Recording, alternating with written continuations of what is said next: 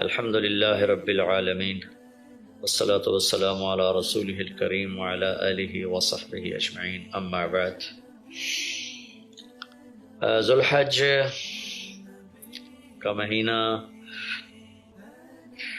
ہمارے مبارک مہینوں میں سے ایک مہینہ ہے کہ اس میں اللہ تعالیٰ نے حج اور قربانی یہ دو بڑے عمل اس میں جمع فرمائے ہیں۔ پوری دنیا سے حجاج کرام اس مہینے میں حج بھی کرتے ہیں اور پھر مینا میں آ کر قربانی کرتے ہیں، اور اللہ تبارک و تعالیٰ نے ان ایام کی قسم اٹھائی ہے، والفجر ولیال عشر والشفع والوتر واللیل اذا یسر هل فی ذلک قسم لذی حجر۔ اور کسی دن کی قسم اللہ نے ایسے نہیں اٹھائی، خاص کر اللہ کو عید کے دن کی قسم اٹھائے یا جمعے کی قسم اٹھائے یا لیلۃ القدر کی قسم اٹھائے، انا انزلناہ فی لیلۃ القدر وما ادراک ما لیلۃ القدر، یہ گفتگو فرمائی، خبر دی۔ لیکن والفجر، مجھے قسم ہے فجر کی، اس سے مراد 10 تاریخ کی صبح جو 9 کا دن گزار کے حج کا دن ہوتا ہے، اور وہ گزار کے جب 10 کی صبح یعنی قربانی کی جو صبح ہے، اللہ نے والفجر اس کی قسم اٹھائی۔ پھر ولیال عشر، یکم سے 10 ذوالحج کی جو راتیں ہیں ان کی قسم اٹھائی۔ وہ شفع، یہ 10 کے دن کی قسم اٹھائی۔ والوتر، اور یہ اللہ تعالیٰ نے 9 تاریخ کی قسم اٹھائی۔ واللیل اذا یسر، اور یہ 9 اور 10 کی درمیانی رات کی اللہ تعالیٰ نے قسم اٹھائی۔ یہ کسی بھی ٹائم کی، دن کی، مہینے کی، سال کی، اس طرح اللہ تعالیٰ نے خوبصورت انداز میں قسم نہیں اٹھائی جیسی اللہ تبارک و تعالیٰ نے یہ ان 10 دن راتیں، 9 کا دن، 10 کا دن، 10 کی رات، 10 کی صبح ہو۔ اور اللہ کے نبی کا فرمان ہے کہ ان 10 دنوں میں اللہ تعالیٰ کو جتنی عبادت پسند ہے وہ اور کسی دن میں بھی پسند نہیں، اور اس میں کوئی شک نہیں، ان 10 دنوں میں سب سے بڑی عبادت وہ حج ہے، جس کو اللہ تعالیٰ نصیب فرمائے اور جس کے مقدر میں فرمائے۔ حج ان 10 دنوں کی سب سے بڑی عبادت ہے۔ عرفات کی 1 دن کی حاضری وہ 10 لاکھ دن کی حاضری یا 1 لاکھ دن کی عبادت کے برابر ہوتی ہے، اور عرفات کے دن کی حاضری میں اللہ تعالیٰ کا ارشاد ہوتا ہے، میرے بندو آج اتنے گناہ لے کر آؤ، جتنے بارش کے قطرے، جتنے درختوں کے پتے، جتنے ریت کے ذرے، جتنے گردش ایام میں جب سے ٹائم شروع ہوا ہے اس میں بننے والے دن اور رات، اور یہاں کے توبہ کرو میں سب معاف کروں گا۔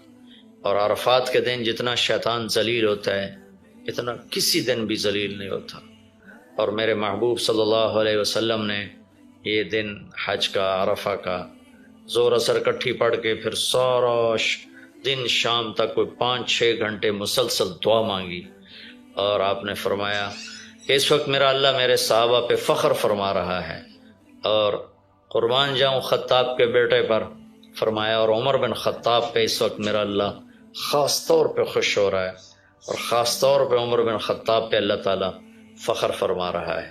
تو ان 10 دنوں میں جسے اللہ حج میسر فرما دے تو اس سے بڑی عبادت کوئی نہیں۔ حج میسر نہیں ہے تو پھر ان 10 دنوں میں نومی کا روزہ رکھنا، ان 10 دنوں میں روزے رکھنا، اس میں نوافل کی کثرت، صدقے کی کثرت، پھر قربانی، یہ سارے اعمال ان 10 دنوں میں انتہائی محبوب ہیں، جنہیں اللہ سعادت دے دے حج کی، بار بار جائیں۔ تابع بین الحج والعمرہ، حج عمرہ آگے پیچھے کرو، آگے پیچھے کرو۔ ایک بہت بڑا طبقہ ہے جو یہ کہتا ہے کہ ایک دفعہ فرض ہے اس کے بعد کوئی ضروری نہیں۔ میں کب کہتا ہوں کہ ضروری ہے؟ ضروری نہیں ہے، لیکن ضروری کا مطلب فرض نہیں ہے، لیکن اللہ اس کے رسول کو پسند ہے کہ اس کے گھر بار بار آیا جائے، بار بار حاضری دی جائے۔ اللہ کے نبی کو تو آخر عمر میں جا کے موقع ملا، اس کے بعد آپ دنیا سے تشریف لے گئے۔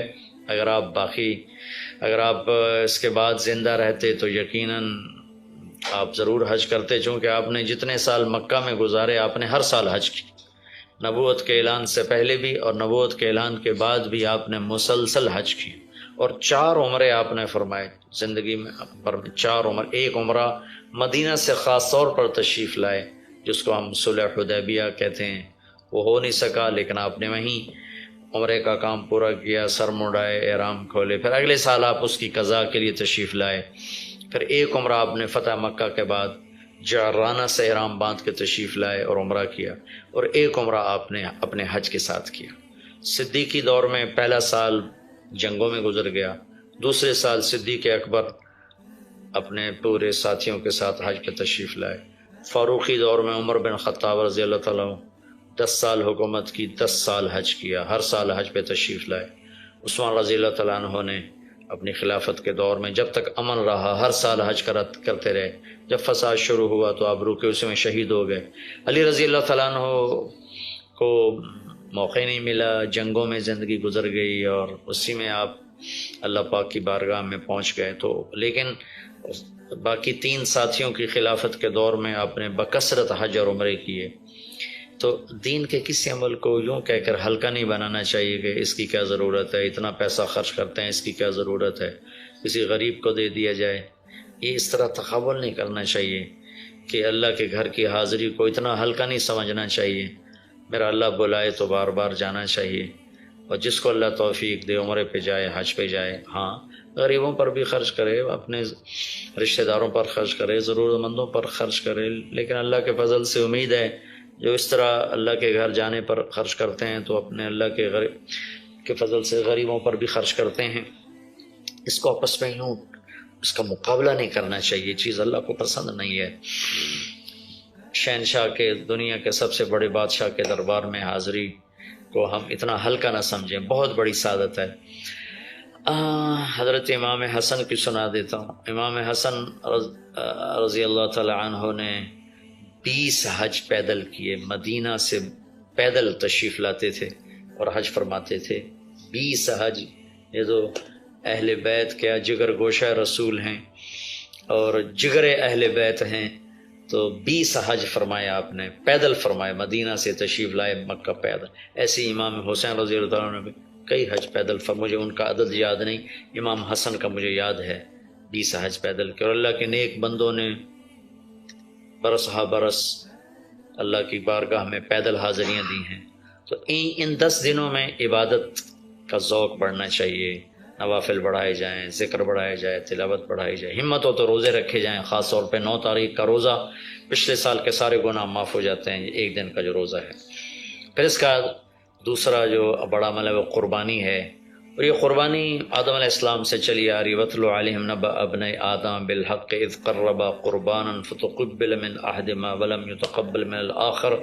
اس قربانی کی بنیاد تو آدم علیہ السلام سے پڑی ہے، لیکن ہمیں جو حکم ملا وہ سنت ابیکم ابراہیم، وہ ابراہیم علیہ السلام کی سنت ہے قربانی۔ ایک بہت خوبصورت قصہ ہے اور بہت عجیب و غریب قصہ ہے کہ اللہ پر سب کچھ لگا دینا۔ ایک شخص کو اولاد کے لیے دعا مانگتے مانگتے مانگتے کچھ 60 برس گزر گئے، 65 برس گزر گئے۔ رب ہب لی من الصالحین، یا اللہ مجھے نیک اولاد دے دے، نیک اولاد دے دے۔ نیک اولاد میری 84 سال کی عمر میں، اللہ نے 84 سال کی عمر میں بیٹا دیا۔ بڑھاپے کی اولاد تو دل پکڑ لیتی، اور ابھی چند دن نہیں گزرے تھے کہ اللہ نے کہا جاؤ اسے چھوڑ کے آؤ۔ یہ کہاں چھوڑ کے آؤں؟ کہ جبریل آئے گا تمہیں راستہ بتائے گا۔ تو جبریل انسانی شکل میں آئے، وہ براق کی طرح نہیں یہ سفر ہوا کہ ایک دم میں پہنچا دیا، بلکہ جبریل انسانی شکل میں آئے، اونٹنی پر سوار ہو کر، ابراہیم علیہ السلام دوسری اونٹنی پر، بچہ اور بیگم، اور ان کو فلسطین سے چلایا، اور چلاتے چلاتے چلاتے چلاتے جب مکے کے کالے پہاڑ آ گئے جہاں کچھ بھی نہیں ہے، نہ پانی نہ سایہ، کہ یہاں چھوڑ دو۔ بیت اللہ ٹیلا تھا اس وقت، یہاں چھوڑ دو۔ تو ابراہیم علیہ السلام جو آگ میں ڈلتے ہوئے نہیں گھبرائے، یہ بات سنی تو گھبرا کر کہنے لگے یہاں کیسے چھوڑ دوں، یہاں تو کچھ بھی نہیں ہے۔ تو جبریل نے کہا جی آپ کے اللہ کی منشا ہے کہ اس بچے کو یہیں چھوڑ دیا جائے۔ تو انہیں وہیں چھوڑا اور واپس چل دیا۔ حضرت ہاجرہ حیران پریشان ہو گئی، کہاں چھوڑ کے جا رہے ہو، کیوں چھوڑ کے جا رہے ہو؟ جواب ہی نہیں دے رہے۔ 3 میل ان کے ساتھ چلتے نہیں، وہ جواب ہی نہیں دے رہے۔ 3 میل کے بعد ان کو یاد آئی یہ تو اللہ کے نبی ہیں، اللہ امرک، ابراہیم کا یہ اللہ کا حکم ہے؟ کہاں اللہ کا حکم، اذن لن یضیعنا اللہ، جاؤ پھر اللہ مجھے ضائع نہیں کرے گا۔ اس طرح بنیاد رکھی، بچے کو ایسے جنگل میں چھوڑا، جب وہ بڑے ہو گئے تب حکم آیا جاؤ ذبح کرو۔ تو اب آپ کی عمر ہو چکی ہے کوئی 92 سال یا 94 سال، 90 پلس ہے، 100%۔ فلسطین سے چلے مکہ جا رہے ہیں، کیا کرنے جا رہے ہیں؟ بچہ ذبح کرنے جا رہے ہیں، کوئی مرغی اور بکرا ذبح کرنے نہیں جا رہے۔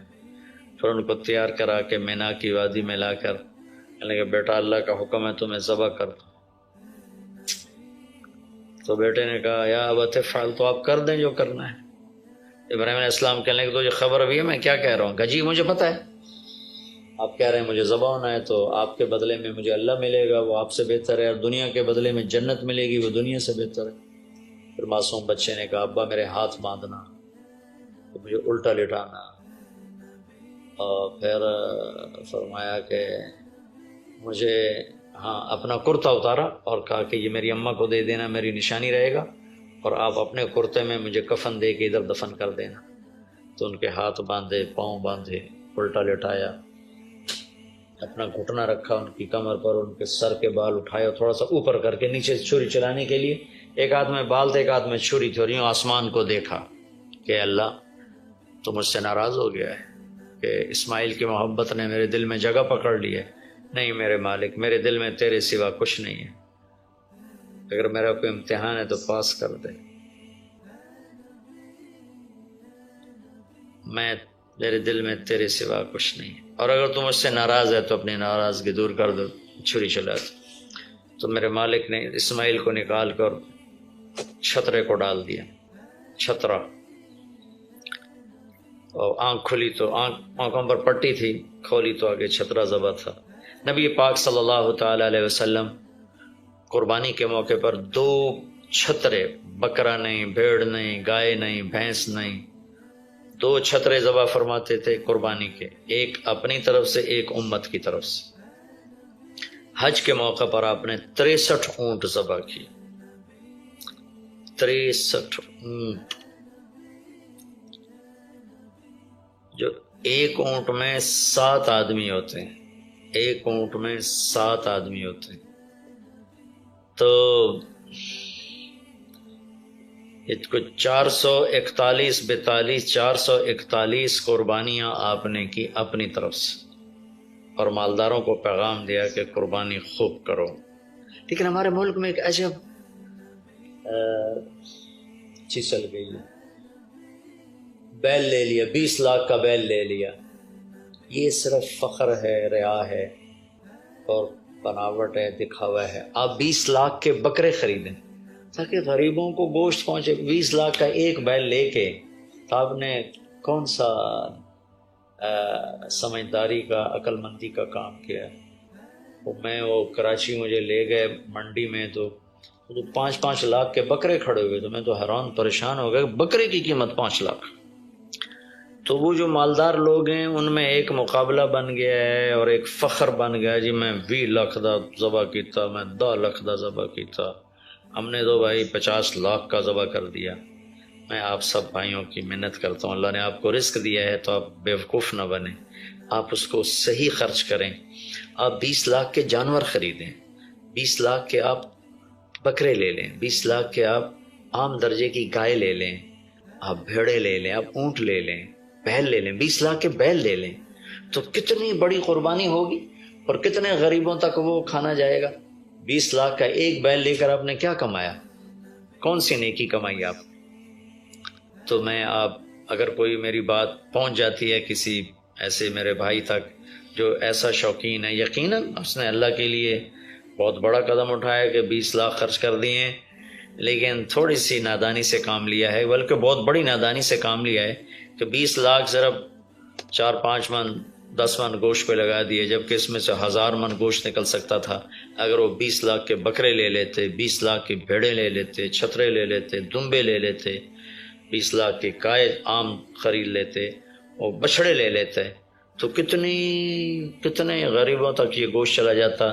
تو یہ میرے ملک میں یا خاص طور پر شہروں میں، کراچی میں تو پاگل ہوئے پڑے ہیں لوگ، جو کراچی منڈی انہوں نے دکھائی تو میں حیران پریشان ہو گیا کہ یہ کیا حماقت ہے، نادانی ہے۔ اور پھر ان بیلوں کو وہ پستے کھلا رہا ہے، بادام کھلا رہا ہے، مکھن کھلا رہا ہے، دودھ پلا رہا ہے۔ وہ بیچارہ بیل بھی تھک تھک موٹا ہو بیچارہ تھک کے کھڑا ہوتا ہے، میں نے جلدی فارغ کرو، ذبح کرو، اس کی جان پسی ہوتی ہے۔ تو میں مالدار بھائیوں سے عرض کرتا ہوں کہ ایسی نادانی کے کام نہ کریں، اس قربانی کو اس طرح کریں کہ غریبوں کے لیے یہ دن اللہ نے رکھا ہے تو اس طرح کریں کہ غریبوں کو نفع پہنچے۔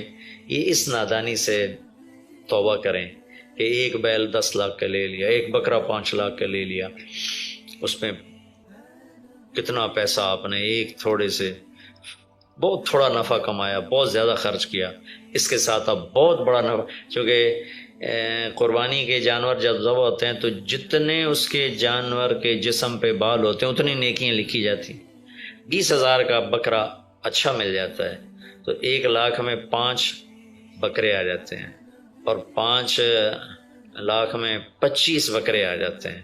ایک بکرا 5 لاکھ کا لیا، اس کے جسم پہ فرض کرو 1 لاکھ بال ہیں اور آپ نے 25 لیے تو 25 لاکھ آپ کی نیکیاں بڑھ گئیں۔ تو یہ بہت نادان طرز چل رہا ہے۔ میں آپ سب کی منت کرتا ہوں کہ اس طرح پیسہ ضائع نہ فرمائیں، اللہ کی دی ہوئی امانت ہے۔ ایک بیل آپ نے 20 لاکھ کا لے لیا، 20 لاکھ میں تو 100 بکرے آ سکتے، 100 بکروں کے ذریعے سے کتنے لوگوں کی خدمت کی جا سکتی ہے۔ تو اس قربانی کو شوق سے بھی کریں، اور مستحب یہ ہے کہ جس کے پیسے جو قربانی کر رہا خود ذبح کرے یا اس کی جگہ کھڑا ہو، اس جگہ ذبح کرنے والے کے پاس کھڑا ہو۔ قربانی کے گوشت میں سے قربانی کی قیمت نہ دی جائے، قربانی کی اجرت نہ دی جائے، اجرت اس کے علاوہ دی جائے، اور اس کی کھال کا صدقہ کر دیا جائے۔ جہاں آپ مناسب سمجھیں وہاں آپ اس کا صدقہ کر دیں تاکہ وہ بھی اللہ کے راستے میں خرچ ہو جائے، استعمال ہو جائے۔ تو ان 10 دنوں کی اللہ تعالیٰ نے بڑی فضیلت رکھی ہے۔ اللہ تعالیٰ ہمیں ان کی قدردانی کی توفیق نصیب فرمائے۔ السلام علیکم ورحمۃ اللہ۔